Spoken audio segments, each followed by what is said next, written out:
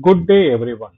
Today, we will be discussing vibration observer as part of the course Me22088.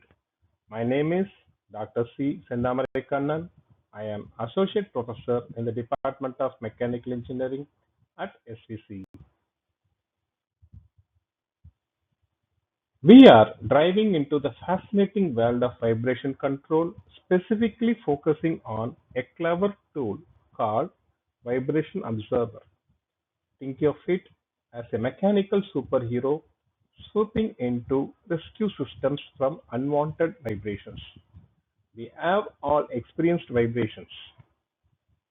Maybe it's the washing machine shaking during its spin cycle, or a rumble you feel in a car driving over a rough road. In industrial settings, excessive vibrations can lead to serious problems, premature wear and tear on machineries, reduced product quality, and even structural failures. To understand how a vibration observer works, let's start with a simple model. Imagine a mass attached to a spring like this. If we disturb this mass, it will oscillate back and forth at its natural frequency. This is the fundamental behavior of any vibrating system. Now, here things get interesting. Every system has a natural frequency at which it vibrates most readily. If we apply an external force at or near its natural frequency, amplitude of vibration can become dangerously large. This phenomena is called resonance, and it's something we definitely want to avoid.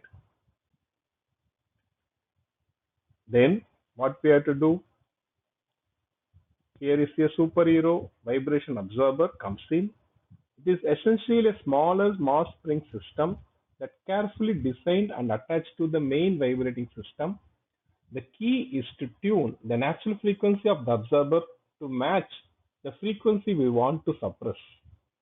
Where the main system starts to vibrate, then the observer also starts to oscillate. But here is the magic. The observer is designed such a way to vibrate out of phase with the main system. This means that when main system is moving upwards, the observer is moving downwards and vice versa. What is the result? Vibrations essentially cancel each other out. The effectiveness of a vibration observer depends heavily on proper tuning. We need to carefully select the mass stiffness of the observer to match the target frequency. If the tuning is off, the observer won't work as effectively and might even make things worse. Vibration observers are used in a wide range of applications. You will find them in skyscrapers to reduce sway during earthquakes, in bridges to minimize vibrations from traffic, and in machinery to improve performance and longevity. Then, what are the limitations? Like any tool, vibration observers have their limitations. They are most effective at suppressing the vibrations within a narrow frequency range. If the operating frequency range changes significantly, the observer might not be as effective. This is why it is crucial to understand the operating conditions of the system before designing an observer. In summary, vibration observers are a powerful tool for controlling unwanted vibrations. By carefully turning a secondary mass spring mass system, we can effectively cancel out the vibrations and protect our systems from damage. While they have limitations, their versatility and effectiveness make them indispensable in many engineering applications. So let's talk about how we tackle those unwanted vibrations. We established that every system has a natural frequency, right? We call this natural frequency omega n. Now imagine you are pushing a swing. If you push it at just the right rhythm, swing goes higher and higher. That is resonance. In the same way, The frequency of an external force that we call the excitation frequency matches the natural frequency of the system. We can get excessive vibration. This can cause all sorts of problems, damage to machinery, discomfort, even structural failures. So we need to prevent this. So let's see have a clever solution, that is adding a little buddy to our vibrating system. This buddy is another spring mass system carefully designed with its own specific natural frequencies. The magic of the vibration observer lies in its design. We tune the natural frequency of this buddy system in such a way it shifts the overall natural frequency of the combined system away from the excitation frequencies. It's like diverting the energy of the vibration somewhere else so it doesn't build up in the main system. By doing so, we can significantly reduce the amplitude of the vibration and protect our system from the dangers of resonance. Let's get a little more technical and look at the maths behind how an undamped dynamic vibration observer works. Don't worry, we will see it step by step. First, let's look at the diagram. We have a machine represented by these marks with mass m1. It is supported by isolators, which we can think of as springs with a combined stiffness K1. The machine is subjected to an external force where F0 is the amplitude of the force, omega is the frequency, and t is the time. Now, here is where the magic happens. We have added a dynamic vibration observer. It's another mass spring system with mass m2 and stiffness k2. This observer is attached directly to the machine. It's look the equation of motion. The first equation describes motion of the main machine. It includes inertia force, stiffness force, and force from the observers. This all equals to external force F0 sine omega t. The second equation describes motion of the observer M2. It includes inertia force and the force from connection to the main machine. Notice there is no external force acting directly on the observer. Now, to solve these equations, we assume that both the main machine and the observer vibrate sinusoidally at the same frequency as the external force omega. We represent the displacements x of 1 of t and x of 2 of t, where maximum amplitude is given. By substituting these assumed solutions into equations of motions and solving, we get these expressions maximum amplitude of x1 of and x2. These equations tells us how much the amplitudes of vibration for main machine and observer. And it depends on the system parameters, mass m1, m2, stiffness k1, k2, external force, amplitude f0, and the frequency omega. Notice how the observer stiffness k2 and mass m2 appear in the denominators of these expressions.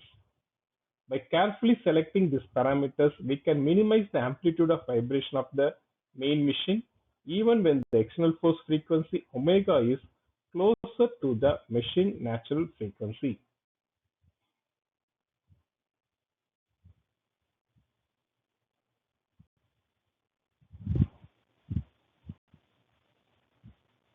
We have already seen the setup of our undamped dynamic vibration observer, which is having two masses m1 and m2, isolators k1 and k2.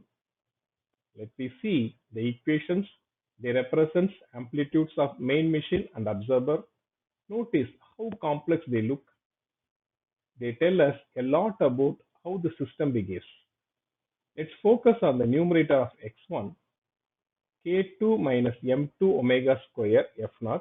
Remember, x1 is the amplitude of vibration of the main machine. We want to minimize this amplitude, ideally making it to 0.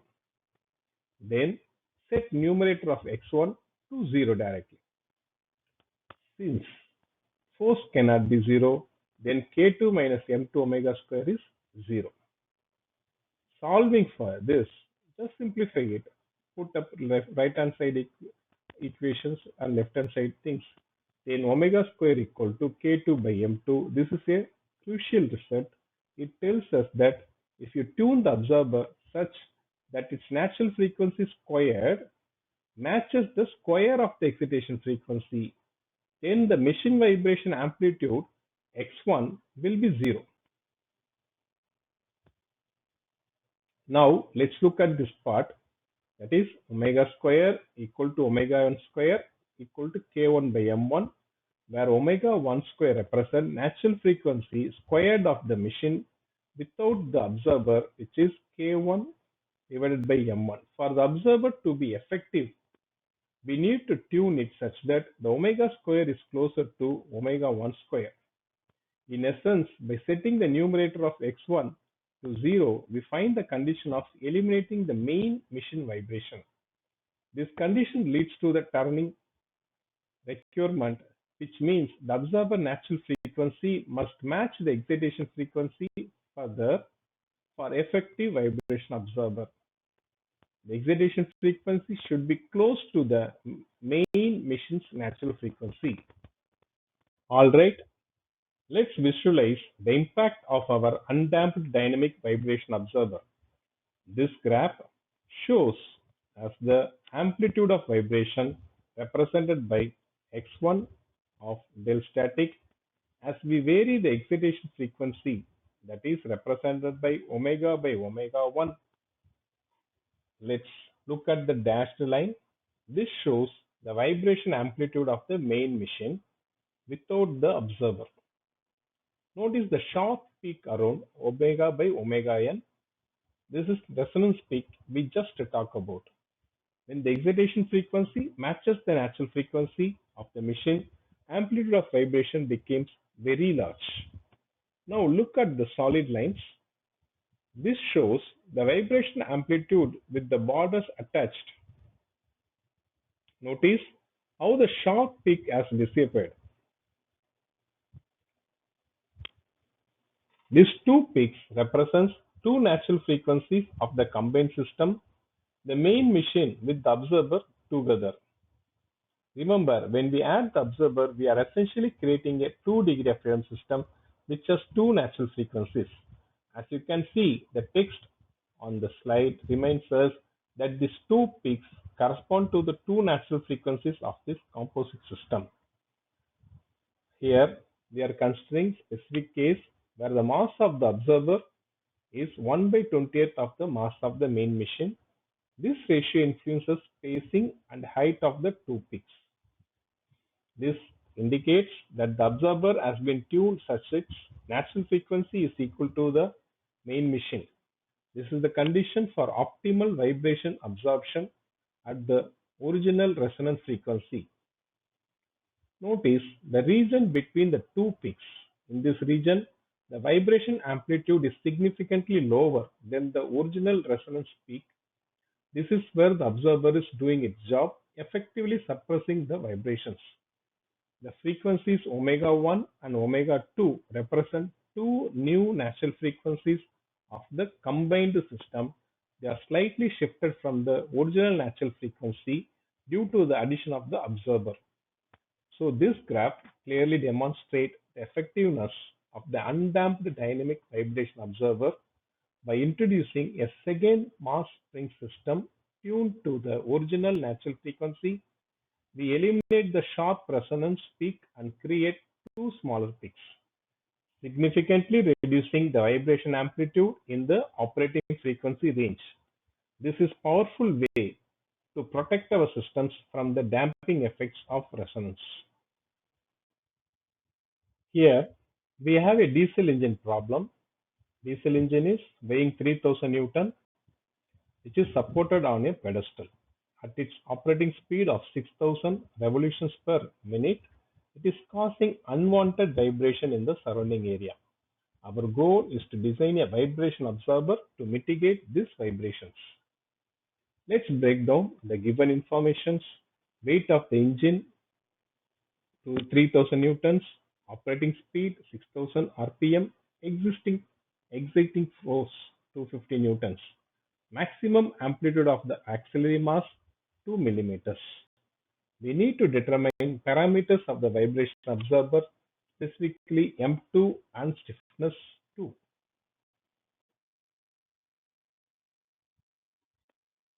Let's start by converting the operating speed from RPM to radians per second, as we need to work in consistent units. The angular frequency omega is given by 2 pi times the rotational speed in revolutions per second.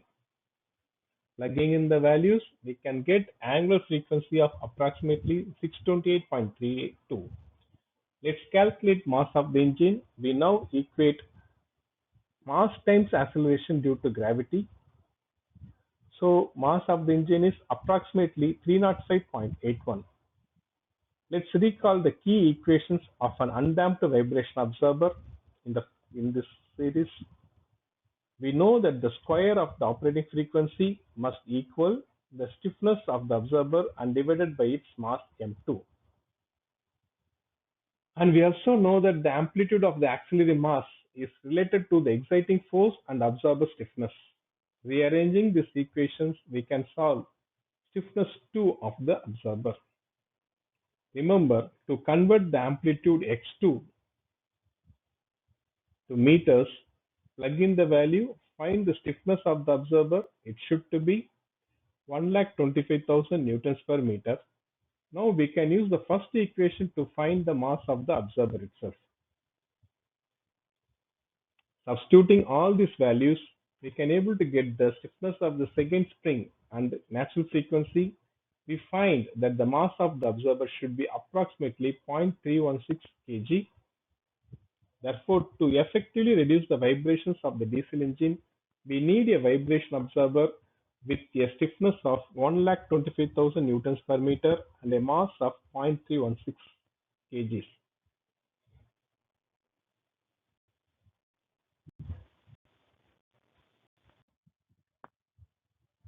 We have another set of problem, which is motor generator set.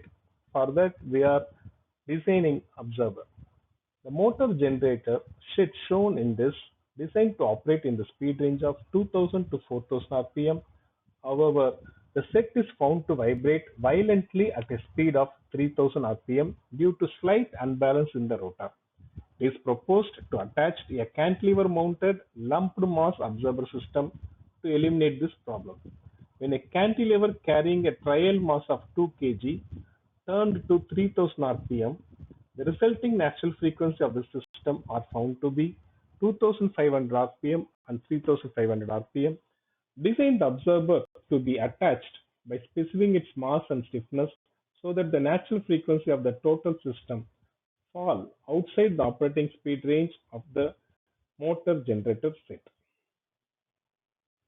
Alright, let's dive into the solution for the vibration observer problem just we discussed. Here, we are going to use the given information to determine parameters of the observer. Now let's define some key terms. We have omega 1, natural frequency of the main system, which is equal to square root of its stiffness divided by its mass m1. Similarly, omega 2 is the natural frequency of the observer equal to the square root of the stiffness. Mu represents mass ratio, which is the mass of the observer divided by the mass of the main system. We are given the two natural frequencies of the combined system with the trial observer, that is omega 1 is 0.833, omega 2 is 1.1667. Now we are calculating the ratios R1 and R2. These ratios represent ratio of the natural frequencies of the combined system to the natural frequency of the observers. We know that omega 2 is equal to the vibration frequency, which is 314 times the radians per second. Calculating these ratios, we find that R1 is superior. Here, where things got interesting, we are using an equation relating R1 R2 to the mass ratio. This equation derived from the theory of vibration observers and helps us to determine mass ratio based on the observed natural frequencies. The equation essentially relates the square of frequency ratios R1, R2 to the mass ratio. The plus minus sign indicates that there are two possible solutions corresponding to the two natural frequencies of the combined system. The equation is crucial for solving the problem. By plugging into critical values of R1 and R2, we can solve for mu, which will then allow us to determine mass and stiffness of the observers. Alright, let's continue with the solution for our vibration observer problem. We are picking up where we left off, aiming to determine mass and stiffness of the observer. We are starting by calculating the mass ratio mu. Remember, mu is the ratio of the observer mass to the main system mass. We are using the formula mu, where R1 is the ratio of the lower natural frequency of the combined system to the observer's natural frequency. We have already calculated R1, which is 0.6667. Plugging this value into the equation, we can find mu is 0.1345. Now we are calculating the mass of the main system M1. We know that mu equal to M2 by M1. So we can rearrange and we are given that M2 is 2 kg. We have calculated mu as 1345. Therefore, mass is 14.8699. The equation,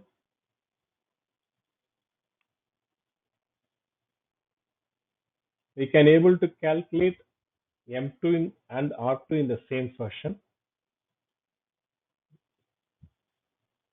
This statement indicates the higher natural frequency of the combined system omega 2 is approximately 4499.4 rpm, larger than the specified upper limits. This is a good sign as it means the observer is effectively shifting the natural frequencies away from the operating ranges. Finally, we are calculating stiffness of the observer, where omega 2 is the natural frequency of the observer, M2 is its mass. Plugging this value, we find that K2 is 1.018 10 to the power of 6 Newton per meter. In summary, we successfully calculated the mass ratio, mass of the main system, and minimizes the vibration by finding the stiffness of the tuned vibration observers.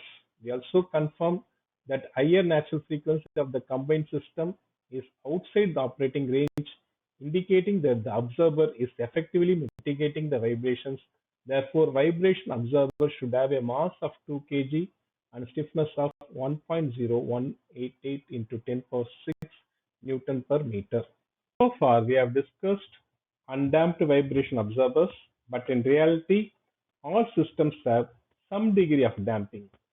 Let's see how adding damping to our vibration observer affects its performance. Here, we have our familiar setup, a machine with mass M1, isolators with stiffness K1, dynamic vibration observer with mass M2 and stiffness K2. But now we have added a damper represented by C2 in parallel with the observer spring. Just like with an undamped observer, the goal is to reduce the amplitude of vibration of the main machine. The addition of damping helps achieve this, but it also changes the system behavior. We can see that resonance occurs at two undamped resonance frequencies. Let's consider the case where the damping coefficient is 0 or equivalently. The damping ratio will be 0, means we have no damping. As we discussed earlier, in this case, we will have two undamped resonance frequencies. If we are achieving the second condition, is quite extreme. Infinite damping, meaning is infinite. In this scenario, the observer mass M2 and the machine mass M1 are effectively clamped together. They move as a single unit. This makes the system behaves like a single degree of freedom system. As a result, we have a single resonant frequency, just like a simple mass spring system. What is the key takeaway is damping plays a crucial role in the behavior of vibration absorbers. With no damping, we have two distinct resonant frequencies. With infinite damping, we have a single resonant frequency in between these extremes. The damping affects the amplitude of vibration at around the resonant frequencies. In practical scenario, we want to choose an appropriate number of damping values to minimize the amplitude of vibration over a wide frequency range. Too little damping, we will have sharp resonance peaks. Too much damping, the absorber won't be as effective at reducing vibrations. The optimal damping value depends on the specific application and the desired performance characteristics.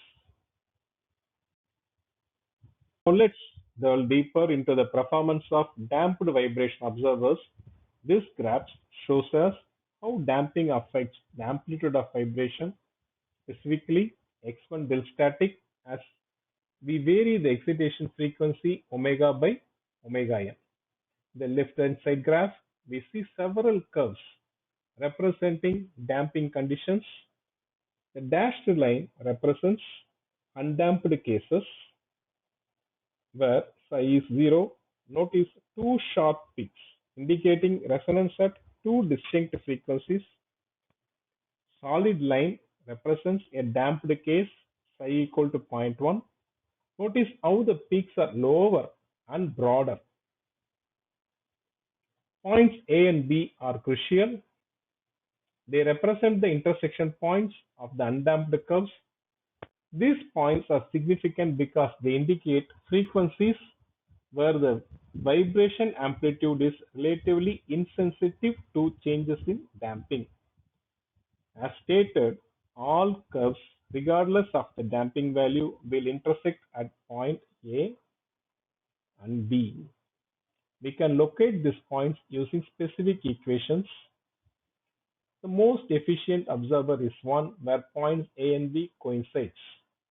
The text emphasizes that the most efficient observer, tuned vibration observer, is one where points A and B coincide. This means two resonance frequencies are brought together, resulting in a single lower peak. The right graph demonstrates this concept. Here, points A and B have been brought together, resulting in a flatter response curve. This indicates optimal turning of the observers. To achieve this optimal tuning, we aim to make the curve horizontal at either side, point A or B. This means setting the slope of the curve to 0 at these points. The equation provides mu equal to 1 by 20 and f equal to 1 plus mu are used to determine optimal mass ratio and frequency ratio for achieving this turning. As you can see, the right graph shows curve being made horizontal at both A and B, indicating optimal turning. In case,